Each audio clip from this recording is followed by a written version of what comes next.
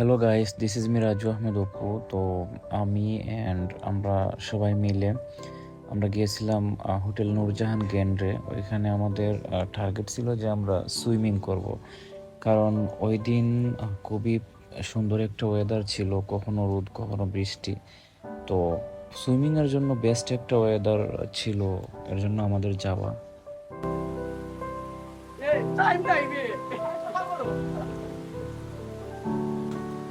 এই যে দেখেন আমাদের হিরো।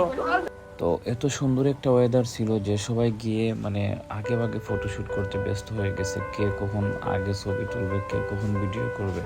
তো এই সুযোগে আমি ভাবলাম যে ব্লগ করব, একটা ভিডিও ক্লিপ নিয়ে নেই। যখন আমরা সুইমিং করতে নামলাম তখন পানির মধ্যে টিপ টিপ বৃষ্টি পড়তেছে, আর আমরা চলে গেলাম নিমিষে আমাদের শৈশবে, কারণ ছোটবেলার কথা মনে পড়ে গেল। আসলে বিষয়টা ওয়াও লাগে। তবে যাই হোক, সবচাইতে ভালো লাগার বিষয় হচ্ছে কোথাও ঘুরতে গেলে সাথে থাকা মানুষগুলো যখন ফ্রেশ মাইন্ডের হয় তখন আনন্দগুলো আরও দ্বিগুণ বেড়ে যায়। তো আমি সবসময় ফ্রেশ মাইন্ডের মানুষ সিলেক্ট করতে খুবই পছন্দ করি।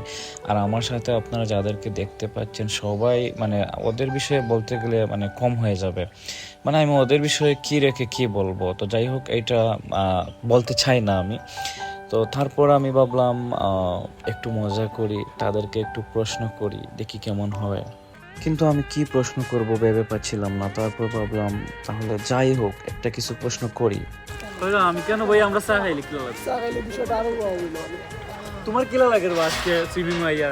I can tell this weather very good. Weather আমার এটা আমি তোমরারে কোয়াই আইছো, আমি তোমরারে বাহন না জি না আমি বলা total paradise is also touch number. Do you love rain? Yes, I love rain because it's a very amazing for me. তুমি কি বৃষ্টি ভালোবাসো? অবশ্যই বৃষ্টি কেন ভালোবাসো ভাইয়া, তুমি কি বৃষ্টি ভালোবাসো? অবশ্যই। আমি বৃষ্টিকে প্রচন্ড ভালোবাসি।